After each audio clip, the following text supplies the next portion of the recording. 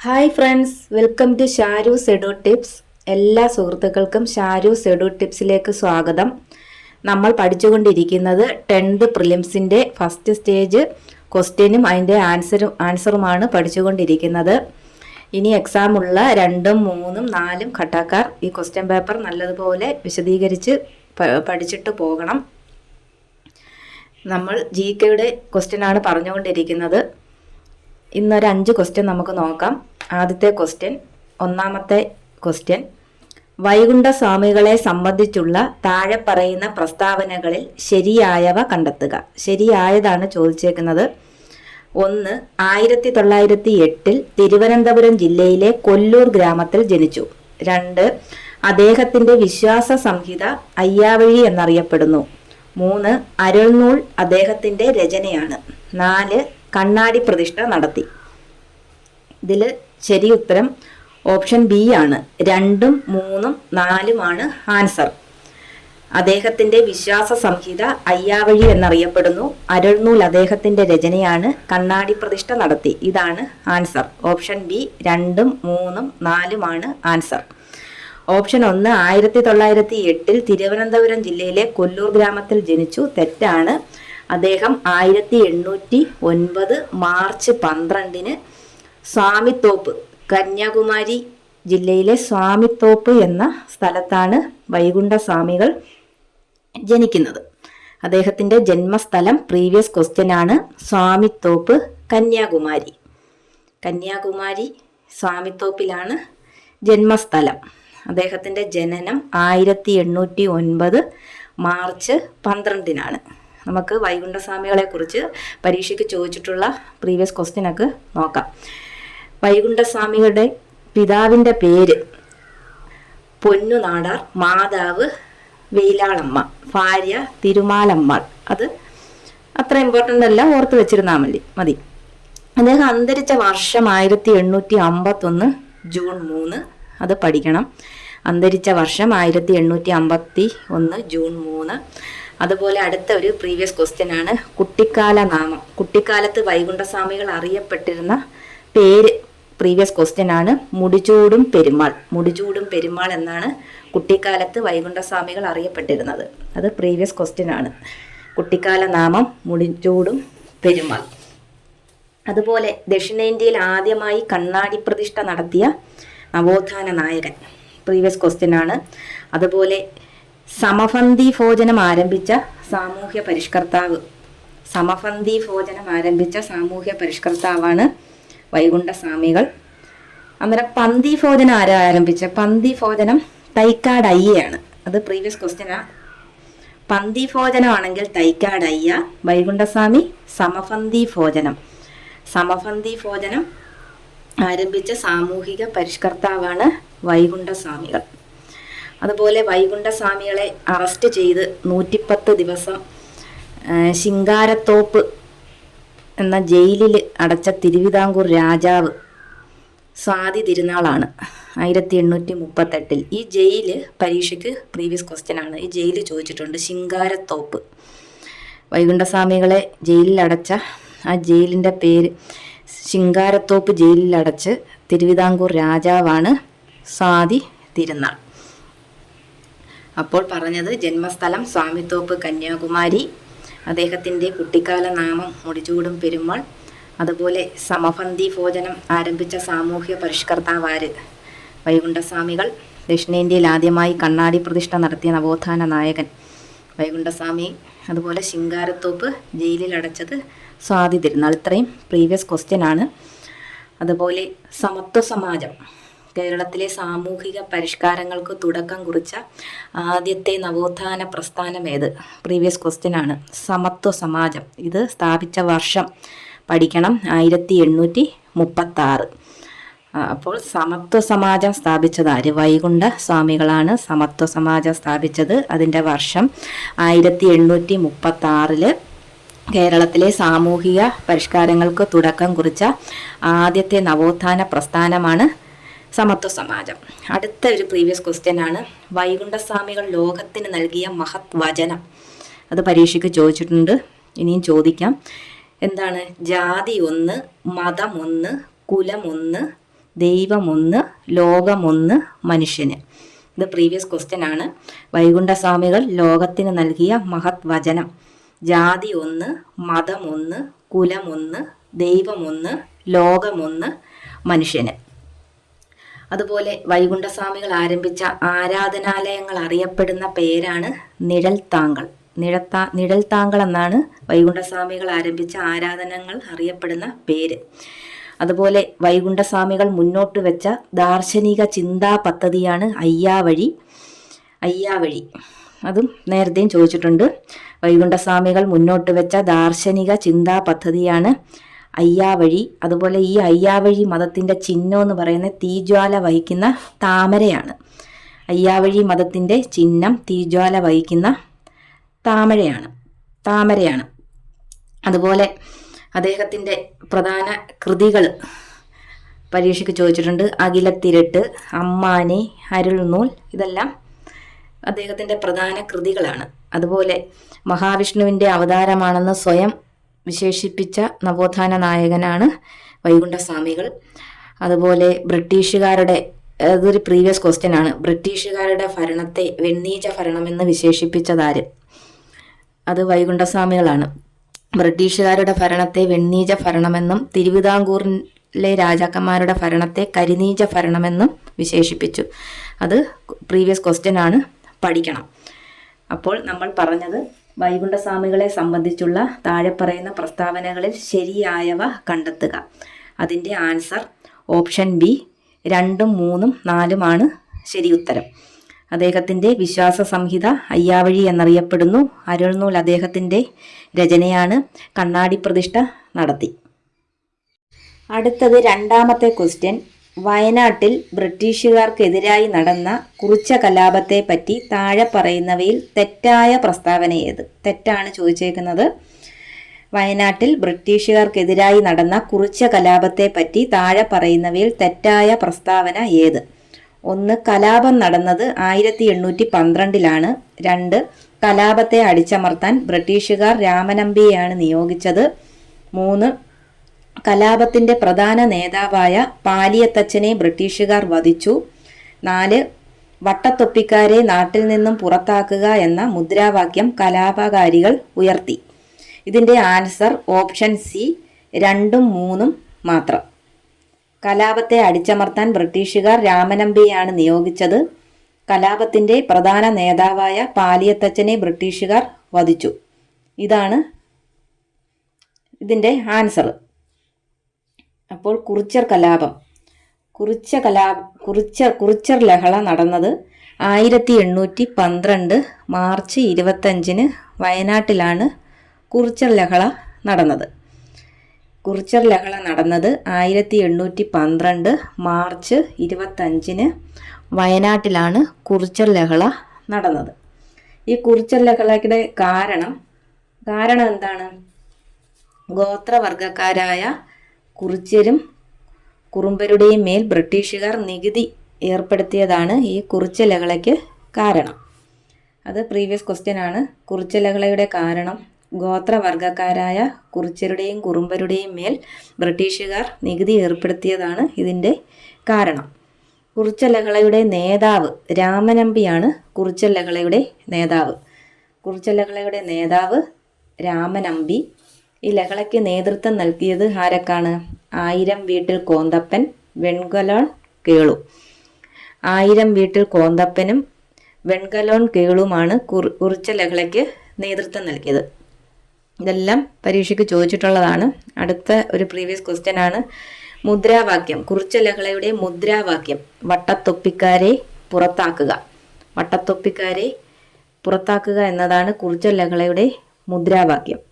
അതുപോലെ കുറിച്യരുടെ ജീവിതവും സംസ്കാരവും എന്ന ഒരു പുസ്തകം രചിച്ചിട്ടുണ്ട്. അത് രചിച്ചത് കുമാരൻ വയലേരിയാണ്. അത് പ്രീവിയസ് ക്വസ്റ്റ്യൻ ആണ്. കുറിച്യരുടെ ജീവിതവും സംസ്കാരവും എന്ന പുസ്തകം രചിച്ചത് കുമാരൻ വയലേരി.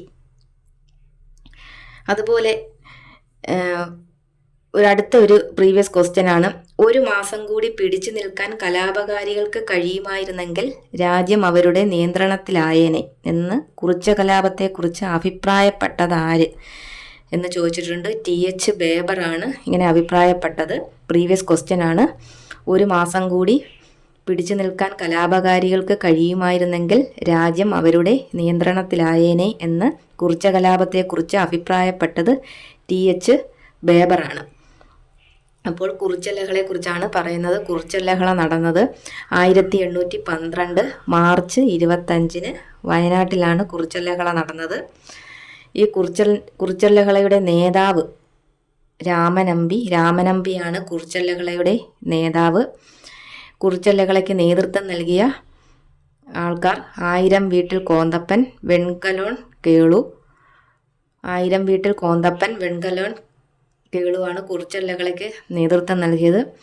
കുറിച്യലഹളയുടെ മുദ്രാവാക്യം എന്താണ്? വട്ടത്തൊപ്പിക്കാരെ പുറത്താക്കുക. വട്ടത്തൊപ്പിക്കാരെ പുറത്താക്കുക എന്നതാണ് കുറിച്യലഹളയുടെ മുദ്രാവാക്യം. കുറിച്യരുടെ ജീവിതവും സംസ്കാരവും എന്ന പുസ്തകം രചിച്ചത് കുമാരൻ വയലേരി. കുറിച്യരുടെ ജീവിതവും സംസ്കാരവും എന്ന പുസ്തകം രചിച്ചത് കുമാരൻ വയലേരി. അതുപോലെ ഒരു പ്രീവിയസ് ക്വസ്റ്റ്യൻ ആണ്.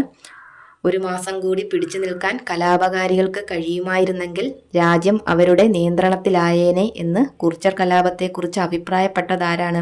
TH ബേബർ. അപ്പോൾ രണ്ടാമത്തെ ക്വസ്റ്റ്യൻ ആണ് നമ്മൾ പറഞ്ഞുകൊണ്ടിരിക്കുന്നത്. വയനാട്ടിൽ ബ്രിട്ടീഷുകാർക്കെതിരായി നടന്ന കുറിച്യ കലാപത്തെ പറ്റി താഴെ പറയുന്നതിൽ തെറ്റായ പ്രസ്താവന. അതിൻ്റെ ആൻസർ ഓപ്ഷൻ സി 2ഉം 3ഉം. കലാപത്തെ അടിച്ചമർത്താൻ ബ്രിട്ടീഷുകാർ രാമനമ്പിയെയാണ് നിയോഗിച്ചത്. കലാപത്തിൻ്റെ പ്രധാന നേതാവായ പാലിയത്തച്ഛനെ ബ്രിട്ടീഷുകാർ വധിച്ചു. ഇതാണ് ഇതിനകത്തെ ആൻസർ. അടുത്ത മൂന്നാമത്തെ ക്വസ്റ്റ്യൻ. 2024 സാഹിത്യത്തിനുള്ള നോബൽ സമ്മാനം ലഭിച്ച ഹാൻകാങ്ങിനെ കുറിച്ചുള്ള താഴെ കൊടുത്ത പ്രസ്താവനകളിൽ ശരിയേത്? 1. സാഹിത്യ നൊബേൽ ലഭിക്കുന്ന ആദ്യത്തെ ദക്ഷിണ കൊറിയൻ സ്വദേശിയാണ്. 2. സാഹിത്യ നൊബേൽ നേടുന്ന ആദ്യ ഏഷ്യൻ വനിത. 3. ദ വെജിറ്റേറിയൻ എന്ന നോവലിന് മാൻ ബുക്കർ പുരസ്കാരം നേടി. 4. ദി വൈറ്റ് ബുക്ക് അവരുടെ ആത്മകഥാപരമായ രചനയാണ്. ഇതിൻ്റെ ആൻസർ ഓപ്ഷൻ ഡി എല്ലാം ശരിയാണ്. ഇത് എല്ലാം ശരിയാണ്. ഈ ഓപ്ഷൻ എല്ലാം ശരിയാണ്. സാഹിത്യ നൊബേൽ ലഭിക്കുന്ന ആദ്യത്തെ ദക്ഷിണ കൊറിയൻ സ്വദേശിനിയാണ് ഹാൻകാങ്. സാഹിത്യ നൊബേൽ നേടുന്ന ആദ്യ ഏഷ്യൻ വനിതയാണ്. ദി വെജിറ്റേറിയൻ എന്ന നോവലിന് മാൻ ബുക്കർ പുരസ്കാരം നേടി. ദി വൈറ്റ് ബുക്ക് അവരുടെ ആത്മകഥാപരമായ രചനയാണ്. ഇത് എല്ലാം ശരിയാണ്. നമുക്ക് 2024 നോബൽ പ്രൈസ് നോക്കാം. ബാക്കിയുള്ളത് നോക്കാം. വൈദ്യശാസ്ത്രത്തിന് കിട്ടിയത് വിക്ടർ ആംബ്രോസും ഗാരി റോഫ്കിനും. ഇവർ രണ്ടുപേരും അമേരിക്കക്കാരാണ്. വിക്ടർ ആംബ്രോസും ഗാരി റോഫ്കിനുമാണ് വൈദ്യശാസ്ത്രത്തിനുള്ള നോബൽ പ്രൈസ് കിട്ടിയത്. ഇവർ രണ്ടുപേരും അമേരിക്കക്കാരാണ്. അവരുടെ മൈക്രോ RNAയുടെ കണ്ടുപിടുത്തത്തിനും ജീൻ പ്രവർത്തനം ശരീരത്തിൽ ക്രമപ്പെടുത്തുന്നതിൻ്റെ അടിസ്ഥാന പ്രക്രിയ മനസ്സിലാക്കിയതുമാണ് ഇവർക്ക് ഈ പുരസ്കാരം കിട്ടിയത്. അവരുടെ ഏത് കണ്ടുപിടുത്തത്തിനാണ് കിട്ടിയത്? മൈക്രോ RNAയുടെ കണ്ടുപിടുത്തം. മൈക്രോ RNAയുടെ കണ്ടുപിടുത്തത്തിനും ജീൻ പ്രവർത്തനം ശരീരത്തിൽ ക്രമപ്പെടുത്തുന്നതിൻ്റെ അടിസ്ഥാന പ്രക്രിയ മനസ്സിലാക്കിയതിനുമാണ് ഈ വിക്ടർ ആംബ്രോസിനും ഗാരി റോഫ്കിനും, അമേരിക്കക്കാരായ വിക്ടർ ആംബ്രോസിനും ഗാരി റോഫ്കിനും നോബൽ പ്രൈസ് വൈദ്യശാസ്ത്രത്തിന് കിട്ടുന്നത്. അപ്പോൾ വൈദ്യശാസ്ത്രത്തിന് നോബൽ പ്രൈസ് കിട്ടിയത് വിക്ടർ ആംബ്രോസ്, ഗാരി റോഫ്കിൻ, അമേരിക്കക്കാർ. അടുത്തത് രസതന്ത്രത്തിന് കിട്ടുന്നത് ഡേവിഡ് ബേക്കർ. അത് US കാരനാണ് ഡേവിഡ് ബേക്കർ. അദ്ദേഹത്തിന് കമ്പ്യൂട്ടേഷണൽ പ്രോട്ടീൻ രൂപകൽപ്പന ചെയ്തതിനാണ് കിട്ടുന്നത്. രസതന്ത്രത്തിന് ഡേവിഡ് ബേക്കറിന് കിട്ടുന്നത് എന്തോത്തിനാ? കമ്പ്യൂട്ടർ പ്രോട്ടീൻ രൂപകൽപ്പന ചെയ്തതിനാണ് ഡേവിഡ് ബേക്കറിന് കിട്ടുന്നത്. അടുത്ത ആള് ഡെമിസ് ഹസാബിസ്. അയാൾ ബ്രിട്ടൻകാരനാണ്. ഡെമിസ് ഹസാബിസ്. അത് കഴിഞ്ഞ് ജോണം ജമ്പർ. അത് US കാരനാണ്. ഇവർക്ക് കിട്ടുന്നത് പ്രോട്ടീൻ ഘടന പ്രവചനത്തിന് നൽകിയതിനാണ്. പ്രോട്ടീൻ്റെ ഘടന പ്രവചനത്തിന് നൽകിയതിനാണ് ഡെമിസ് ഹസാബിസ് ബ്രിട്ടൻകാരൻ, ജോണം ജമ്പർ US-കാരൻ ഇവർക്ക് കിട്ടുന്നത്. അപ്പോൾ രസതന്ത്രത്തിന് കിട്ടുന്നത് David Baker, Demis Hassabis, John M Jumper 3 പേർക്കാണ് രസതന്ത്രത്തിന് കിട്ടുന്നത്. ഡേവിഡ് ബേക്കറിന് കിട്ടുന്നത് കമ്പ്യൂട്ടേഷൻ പ്രോട്ടീൻ രൂപകൽപ്പന ചെയ്തതിന്. ഡെമിസ് ഹസാബിസ്, ജോണം ജമ്പർ കിട്ടുന്നത് പ്രോട്ടീൻ ഘടന പ്രവചനത്തിന് നൽകിയതിന്. അടുത്തത് ഭൗതികശാസ്ത്രം. ഭൗതികശാസ്ത്രത്തിന് കിട്ടുന്നത് ജോൺ ഹോപ്ഫീൽഡിന്. John Hopfield America, Geoffrey Hinton British കനേഡിയൻകാരനാണ്. അപ്പോൾ ഭൗതികശാസ്ത്രത്തിന് നോബൽ കിട്ടുന്നത് ജോൺ ഹോപ്ഫീൽഡിനും ജെഫ്രി ഹിൻഡനും. ഇവർക്ക് കിട്ടുന്നത് കൃത്രിമ നാഡീവ്യവസ്ഥയെ അടിസ്ഥാനമാക്കിയുള്ള മെഷീൻ ലേണിങ്ങിൻ്റെ അടിത്തറയിടുന്ന കണ്ടുപിടുത്തത്തിനാണ് ഇവർക്ക് കിട്ടുന്നത്. എന്തിനാ കിട്ടുന്നത്? കൃത്രിമ നാഡീവ്യവസ്ഥയെ അടിസ്ഥാനമാക്കിയുള്ള മെഷീൻ ലേണിങ്ങിൻ്റെ അടിത്തറ ഇടുന്ന കണ്ടുപിടുത്തത്തിന്. ഭൗതികശാസ്ത്രത്തിന് നോബൽ പ്രൈസ് കിട്ടുന്നത് ജോൺ ഹോപ്ഫീൽഡിന്, അമേരിക്കക്കാരനാണ്. അടുത്തത് ജെഫ്രി ഹിൻഡൻ, ബ്രിട്ടീഷ് കനേഡിയൻകാരനാണ്. ഇവർക്ക് കിട്ടുന്നത് കൃത്രിമ നാഡീവ്യവസ്ഥയെ അടിസ്ഥാനമാക്കിയുള്ള മെഷീൻ ലേണിങ്ങിൻ്റെ അടിത്തറ ഇടുന്ന കണ്ടുപിടുത്തത്തിനാണ് കിട്ടുന്നത്. അടുത്തത് സാമ്പത്തിക ശാസ്ത്രം. സാമ്പത്തിക ശാസ്ത്രത്തിന് കിട്ടുന്ന 3 പേർക്ക് ആരൊക്കെയാണ്? Daron Acemoglu, Simon Johnson, James A Robinson. ഈ 3 പേർക്കാണ് സാമ്പത്തിക ശാസ്ത്രത്തിന് പ്രൈസ് കിട്ടുന്നത്. ആരൊക്കെയാണ്? Daron Acemoglu, Simon Johnson, James A Robinson. ഇവർക്ക് കിട്ടുന്നത് എന്തിനാണ്? സാമൂഹിക സ്ഥാപനങ്ങളുടെ രൂപപ്പെടലും അഭിവൃദ്ധിയും സംബന്ധിച്ച പഠനങ്ങൾക്കാണ് ഇവർക്ക് കിട്ടുന്നത്. എന്തിനാണ്? സാമൂഹിക സ്ഥാപനങ്ങളുടെ രൂപപ്പെടലും അഭിവൃദ്ധിയും സംബന്ധിച്ച പഠനങ്ങൾക്കാണ് ഈ 3 പേർക്ക് സാമ്പത്തിക ശാസ്ത്രത്തിന് പ്രൈസ് കിട്ടുന്നത്. Daron Acemoglu, Simon Johnson, James A Robinson. ഇനിയുള്ള ബാക്കി പരീക്ഷകൾക്ക് ഈ ബാക്കിയുള്ളത് ചോദിക്കാം. അതുകൊണ്ട് അത് നല്ലതുപോലെ ഈ 2024 നോബൽ പ്രൈസ് പഠിക്കണം. അടുത്തത് സമാധാനത്തിന് കിട്ടുന്ന സംഘടനയ്ക്കാണ്. ജാപ്പനീസ് സംഘടനയായ നിഹോൺ ഹിഡാൻക്യോ എന്ന സംഘടനയ്ക്കാണ് സമാധാനത്തിന് നോബൽ പ്രൈസ് കിട്ടുന്നത്. എന്തിനാണ് കിട്ടുന്നത്? ജാപ്പനീസ് സംഘടനയായ നിഹോൺ ഹിഡാൻക്യോയ്ക്ക് എന്ന സംഘടനയാണ്. ആ സംഘടനയ്ക്കാണ് സമാധാനത്തിന് കിട്ടുന്നത്. സാഹിത്യത്തിന് കിട്ടുന്നത് ഹാൻഗാങ്, ദക്ഷിണ കൊറിയക്കാരി ഹാൻഗാങ്ങിനാണ് സാഹിത്യത്തിന് കിട്ടുന്നത്. അപ്പോൾ 2024 നോബൽ പ്രൈസ് വൈദ്യശാസ്ത്രം Victor Ambros Gary Ruvkun America, രസതന്ത്രം David Baker, Demis Hassabis, John M Jumper, ഭൗതികശാസ്ത്രം ജോൺ ഹോപ്ഫീൽഡിന് ജെഫ്രി ഹിൻഡനും, സാമ്പത്തിക ശാസ്ത്രം Daron Acemoglu, Simon Johnson, James A Robinson, സമാധാനത്തിന് സംഘടന ജാപ്പനീസ് സംഘടനയായ നിഹോൺ ഹിഡാൻക്യോയ്ക്ക്, സാഹിത്യത്തിന് ഹാൻഗാങ്. അപ്പോൾ നമ്മൾ പറഞ്ഞത് മൂന്നാമത്തെ ക്വസ്റ്റ്യനാണ് 2024 സാഹിത്യത്തിനുള്ള നോബൽ സമ്മാനം ലഭിച്ച ഹാൻഗാങ്ങിനെ കുറിച്ചുള്ള താഴെ കൊടുത്ത പ്രസ്താവനകൾ ശരിയേത്? അതിനകത്ത് ഓപ്ഷൻ ഡി എല്ലാം ശരിയാണ്. അടുത്ത 4ാമത്തെ ക്വസ്റ്റ്യൻ, താഴെ പറയുന്നവയിൽ ശരിയായ ജോഡി കണ്ടെത്തുക. ശരിയായ ജോഡിയാണ് കണ്ടെത്തേണ്ടത്. 1. 1885 ഇന്ത്യൻ നാഷണൽ കോൺഗ്രസ് സ്ഥാപിച്ചു. 2. 1907 സൂററ്റ് സമ്മേളനത്തിൽ കോൺഗ്രസിൻ്റെ പിളർപ്പ്. 3. 1934 ഗാന്ധിജി കോൺഗ്രസ് പ്രസിഡന്റായി. 4. 1929 ഇന്ത്യൻ നാഷണൽ കോൺഗ്രസിൻ്റെ ലാഹോർ സമ്മേളനം. ഇതിൽ ശരിയായ ജോഡി ഓപ്ഷൻ എ ആണ്. 1, 2, 4 ശരി. 1, 2, 4 ഏതൊക്കെ? 1885 ഇന്ത്യൻ നാഷണൽ കോൺഗ്രസ് സ്ഥാപിച്ചു. 2. 1907 സൂററ്റ് സമ്മേളനത്തിൽ കോൺഗ്രസിൻ്റെ പിളർപ്പ്. 1929 ഇന്ത്യൻ നാഷണൽ കോൺഗ്രസിൻ്റെ ലാഹോർ സമ്മേളനം. ഇതാണ് ശരി ഉത്തരം. 1885 ഡിസംബർ 28 ഇന്ത്യൻ നാഷണൽ കോൺഗ്രസ് സ്ഥാപിക്കുന്നത്. 1885 ഡിസംബർ 28 ഇന്ത്യൻ നാഷണൽ കോൺഗ്രസ് സ്ഥാപിക്കുന്നത്. ഇന്ത്യൻ നാഷണൽ കോൺഗ്രസിൻ്റെ പിതാവ്, INCയുടെ പിതാവ് എന്നറിയപ്പെടുന്നത് എയോഹുമാണ്. INCയുടെ പിതാവാണ് AO ഹ്യൂം. ആദ്യത്തെ ജനറൽ സെക്രട്ടറി, INCയുടെ ആദ്യ സെക്രട്ടറിയാണ് AO ഹ്യൂം. അതുപോലെ INCയുടെ പ്രസിഡന്റ് WC ബാനർജി. WC ബാനർജിയാണ് INCയുടെ president. 1885 December 28 Indian National Congress സ്ഥാപിക്കുന്നത്. INCയുടെ പിതാവ് എന്നറിയപ്പെടുന്നത് AO ഹ്യൂം. ആദ്യ secretary AO Hume, president WC Banerjee. Indian National Congress എന്ന പേര് നിർദ്ദേശിച്ചത് ആരാണ്? ദാദാഭായ് നവറോജിയാണ് ഇന്ത്യൻ നാഷണൽ കോൺഗ്രസ് എന്ന പേര് നിർദ്ദേശിച്ചത്. ഈ INCയുടെ ആദ്യ സമ്മേളനം 1885 ഡിസംബർ 28 നടന്നത് എവിടെയാണ്? ബോംബെയിലാണ് നടന്നത്. ബോംബെയിൽ എവിടാണ്? ഗോകുൽദാസ് തേജ്പാൽ കോളേജിലാണ് ആദ്യ സമ്മേളനം നടന്നത്.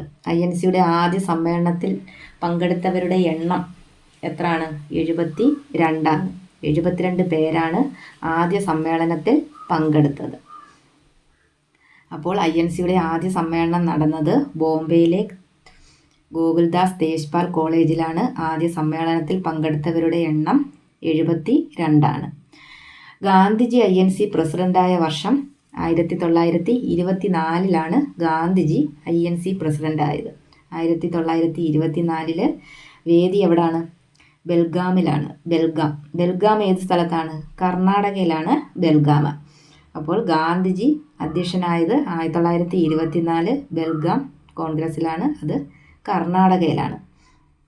അതുപോലെ 1907 സൂററ്റ് വിഭജനം. എന്താണ് ഈ സൂററ്റ്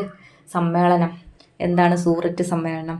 മിതവാദികളും തീവ്രവാദികളും തമ്മിലുള്ള അഭിപ്രായ വ്യത്യാസത്തെ തുടർന്ന് കോൺഗ്രസ്സിനുണ്ടായ പിളർപ്പാണ് സൂററ്റ് സമ്മേളനം. മിതവാദികളും തീവ്രവാദികളും തമ്മിലുള്ള അഭിപ്രായ വ്യത്യാസത്തെ തുടർന്ന് കോൺഗ്രസ് പിളർന്ന സമ്മേളനമാണ് സൂററ്റ് സമ്മേളനം. ഈ കോൺഗ്രസ് മിതവാദികളും തീവ്രവാദികളുമായി പിരിഞ്ഞ ഈ പിളർപ്പിനെ അറിയപ്പെടുന്നതാണ് സൂററ്റ് പിളർപ്പ്. ഈ സൂററ്റ് വിഭജനം നടന്ന വർഷം 1907 സൂററ്റ് വിഭജനം നടന്നത്.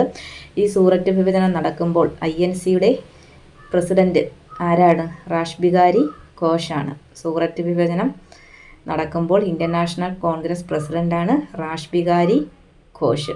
ഈ കോൺഗ്രസ്സിലെ തീവ്രവാദി ഗ്രൂപ്പ്, മിതവാദികളും തീവ്രവാദികളും ഉണ്ട്. ഇതിലെ തീവ്രവാദി ഗ്രൂപ്പിൻ്റെ നേതാക്കന്മാരാരൊക്കെ?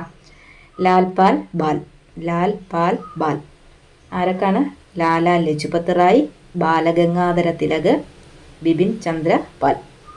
അപ്പോൾ കോൺഗ്രസ്സിലെ തീവ്രവാദി ഗ്രൂപ്പിൻ്റെ നേതാക്കളാണ് ലാലാ ലജ്പത് റായ്, ബാലഗംഗാധര തിലകൻ, ബിപിൻ ചന്ദ്ര പാൽ.